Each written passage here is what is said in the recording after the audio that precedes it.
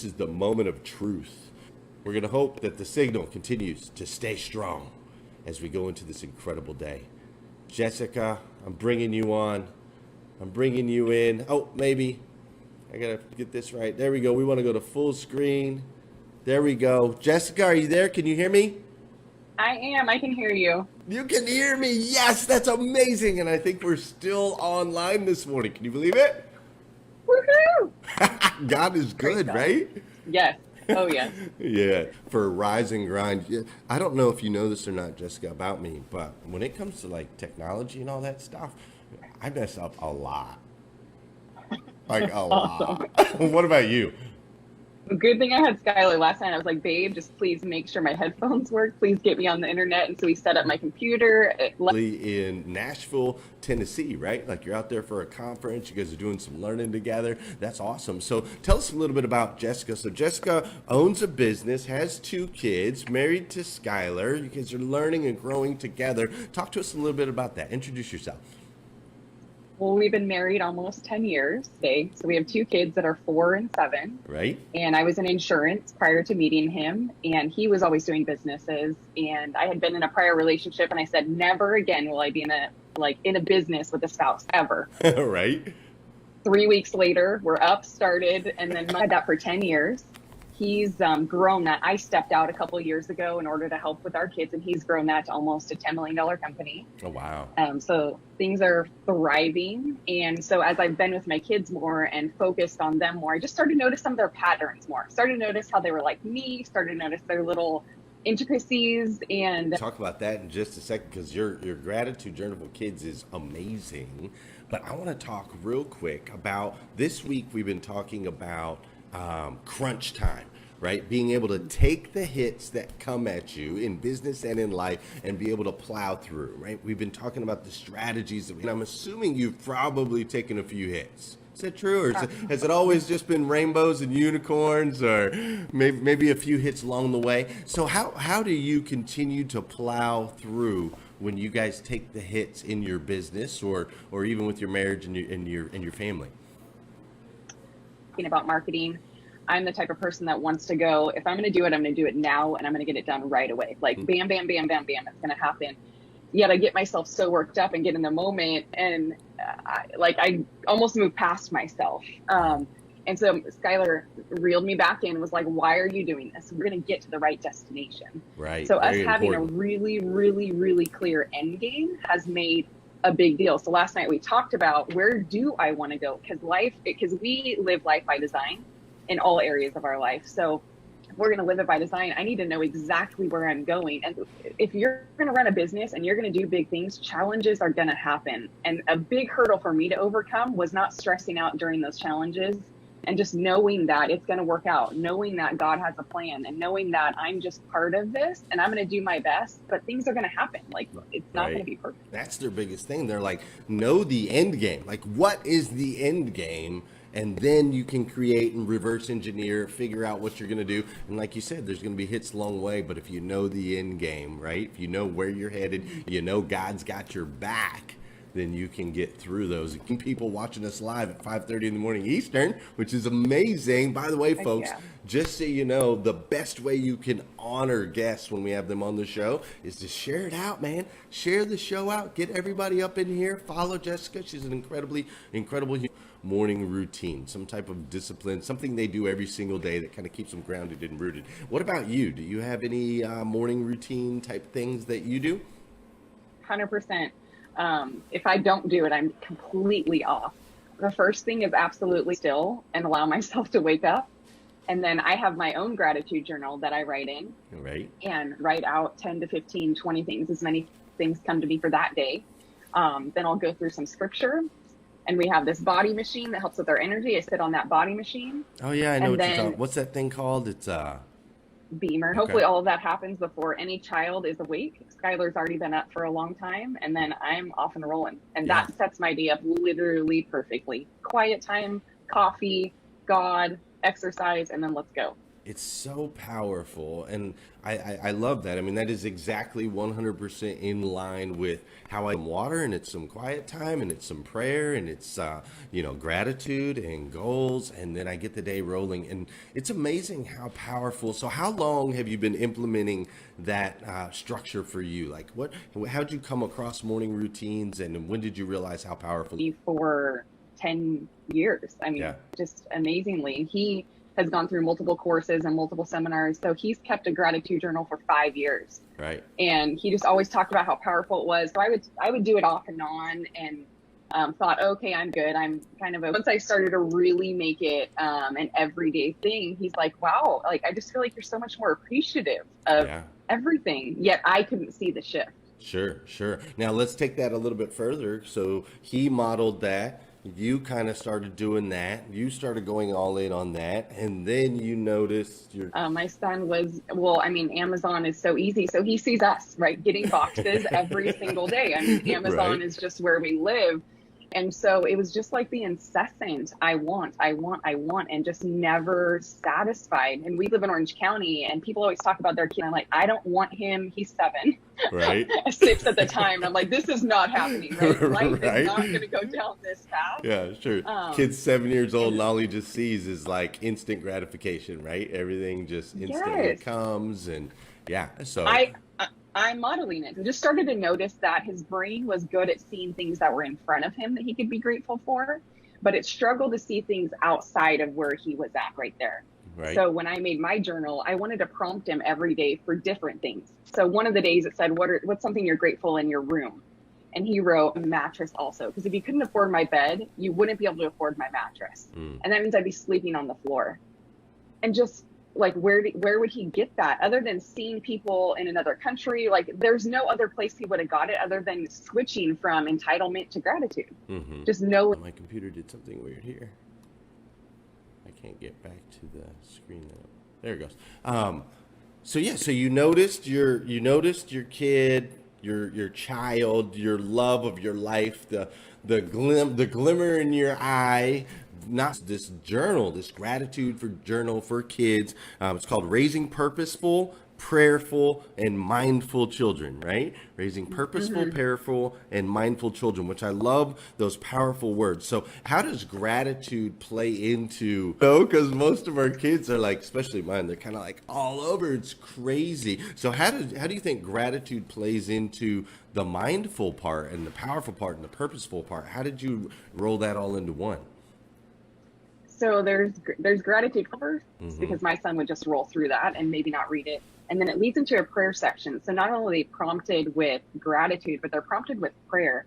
And it's not just a God help me have a good day prayer. It's God help me forgive this person, or God, I need help with this, or God, and even just the gratitude part. Some of the gratitude grateful, they become more mindful of the things that they have around them, and through appreciation they start to look at it differently. Yeah. So it naturally rolls to that place, because once you're aware of, oh my gosh, I have a body that's healthy when I just took it for granted before, you start to see things differently, and our mind. I hadn't thought about pushing it like further to the next generation, right? Like, you don't think, don't get me wrong, my wife works with the littles, right? She works with the 4-year-old, the 2-year-old, so on and so forth, but you don't really think about the impact. Like, I'm such a believer, you got to wake up with a gratitude list. We never took that we don't take that extra step to really instill it in our kids, because you just think, well, they're just kids, right? But in reality, we can mold them and shape them. So I guess what I want to ask you, you've already got a business, you've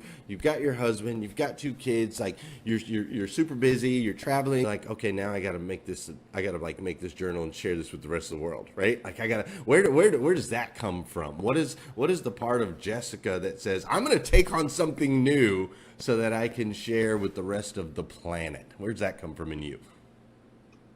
It was, one of the key was willing to do what everyone else wasn't. I convinced myself that I was going to kill it. I was going to make it. I was going to make the income. I was going to do that because I did the daily things. I made the phone calls. I talked to the people. And so now it built in me this confidence that I can do anything. Like, wherever you put me, I will thrive, because a 7-year-old boy. So I wanted to give them this place to build confidence in themselves and to know like they can do habits. Like if you think about adults, like the hardest thing sometimes is starting a new habit. Yeah, But if yeah. they have that neural pathway in their brain as a productive, awesome, life-giving, like world-changing person. Yeah. So I Yeah. feel like it's like bigger than that. Like this generation, rather than just being on their phones or, I don't know, there's a shift in the millennial, the Xers and just all that, those people. So I feel like this is a tool to help them now become like, oh, I appreciate that you took the time to put that together. I appreciate that you saw the problem, saw the need, and then went out there and did something about it, right? So many of us are just like, well, we're busy. I ain't got time for that, right? I can't go out and make an impact on the rest of the world. So this motor of yours, these disciplines, these habits that you, right, when we have some confidence, then that kind of carries into our success. So where's that? Like, where is this fire, this passion that you clearly have, and to be able to do these things? Is this something you learned from your parents? Is it something God just stuck in you and you're an anomaly? Like what's it came from when I think back was my biological dad was never there as a kid. My adopted dad was not there. He was there, but he wasn't there. Definitely not a loving house. And so I think I decided at an early age, and I was salutatorian in high school. And I distinctly remember this time I roller skated as a kid from like 3 to 12 and competed, and then played volleyball. And I feel like I remember when I was finishing high school thinking, you know what? I didn't give it my best. Like I should have been in college on a scholarship playing volleyball. And a time later, I started insurance and I said, okay, I'm going to go for it. And so from that point, I feel like there was a neural pathway in my brain that started to form, and then I formed it, and I can move past fear quickly because it's a habit. So it started with, and to your question. That totally answers the question, and I love that. I love that you were able to take your pain, you were able to take the the things that a lot of people would use that to hold them back. They'd say, oh, well, I wasn't loved. I didn't have a biological parent in my life. And I think that is a powerful fuel. That stuff burns high octane. That's like that 93 right there, right? The hottest. That's right. It burns the hottest. That's high octane, and you're using it for so much good. So that's incredible. You did mention some fears. Now, obviously, you have the ability to push through these. Back on again. But you mentioned fears. So what are some of those fears? What does the mind do to you sometimes? Obviously, you're able to push through them, but what are some of the things that sometimes maybe you tell yourself, or some of the things that you are scared of? Definitely, Sure. right, where we feel like we're seen and people are watching what we're doing. Yeah. Starting a new venture has been really interesting, and we've done it a couple times, and I noticed this hold back in me to be scared of starting over again. Right, because where it'll paralyze me and make me stop. Yet I think that it only paralyzes me for a day or two, and then I can move past it. Right, because I know why I'm doing it. I feel I've prayed. I've got confirmation. I've got confirmation over again. I know that I'm doing all the time from families and children and stories that are doing this, and so it just continues to fuel me. So I look for evidence of why I should keep going versus evidence of why I shouldn't when I'm in that fearful place. I love it. Evidence of why I should keep going. That's strong. And I love that you pointed out, and I think that a lot of people need to make sure they hear this. Like, that is probably, in my experience, right? Like, with my faith and my understanding of God, and I've lived both sides, right? I was the non-believer. Like, the fear comes. We all have it. We all have question. Am I a failure? Am I gonna fail? Is this really gonna work? So on and so forth. Like, that stuff comes. But when you have that foundation that like, God's got you, right? Even if you do fall down, it's gonna be all right, right? Like, it's all gonna be for His good. Yeah. And I might not understand like some of the path. Like a couple of weeks ago, I was on this train going really fast, and all of a sudden I feel like we fell off the tracks. I'm like, wait a minute. And I'm like, okay, this happened for a reason, and how am I going to shift from this, and how fast am I going to get back on the track? Right. Versus woe is me. Oh my gosh, Yeah. can't believe that happened. We're never going to recover. That whole deal, right? That's incredible. We man. will survive.